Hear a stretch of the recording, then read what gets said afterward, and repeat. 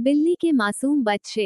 आइए कहानियों का सिलसिला अब प्रारंभ करते हैं। किसी एक छोटे से शहर में रॉकी और टॉकी, दो सहोदर भाई साथ साथ रहते थे। वे दोनों हमेशा एक दूसरे के आसपास ही मौजूद रहते थे। दोनों भाई आपस में हमेशा खेलते रहते थे। अपनी पढ़ाई लिखाई भी एक साथ ही बैठकर किया करते थे। कभी कभी किसी बात पर दोनों का आपस में खूब लड़ाई झगड़ा भी हुआ करता था, परंतु फिर भी दोनों भाई अपनी माँ की कही हुई हर एक बात को जरूर मानते थे।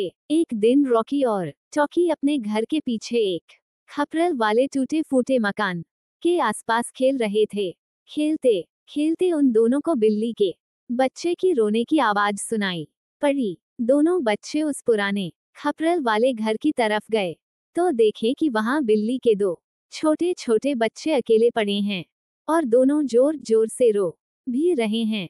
बिल्ली के बच्चे की माँ उस समय आसपास वहां नहीं थी और बाहर अपने दोनों मासूम बच्चों के लिए खाना लाने के लिए शायद गई हुई होगी। इस कारण बिल्ली के दोनों बच्चे अपनी माँ के लिए बहुत देर से रोए जा रहे थे।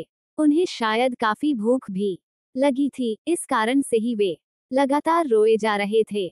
बच्चों की माँ जो बड़ी बिल्ली थी अभी तक उन बच्चों के पास वापस नहीं लौटी थी। रॉकी और टॉकी ने नजदीक जाकर बिल्ली के दोनों बच्चों को देखा। दोनों बच्चों को हाथ से छूकर भी देखा। दोनों बड़े प्यारे बच्चे थे। रॉकी और टॉकी को ये डर भी लग रहा था कि अगर बड़ी बिल्ली आ जाएगी तो हो सकता है वो कहीं उन पर हमला न कर दे। ये सोचकर दोनों भाइयों ने अपने दादाजी के पास जाकर अपने दादाजी को बिल्ली के बारे में सारी बातें बताई। दादाजी दोनों बच्चों के साथ उस खपरेल वाले मकान के अंदर आए और देखे कि बिल्ली के दो बच्चे भूख से शायद रोए जा रहे हैं। दादाजी ने खाना मंगवाकर बिल्ली के उन दोनों बच्चों को खिलाया और दोनों को अलग अलग बर्तन में थोड़ा थोड़ा दूध भी लेकर पिलाया। तभी थोड़ी देर के बाद इन दोनों बच्चों की माँ यानी बड़ी बिल्ली आ गई।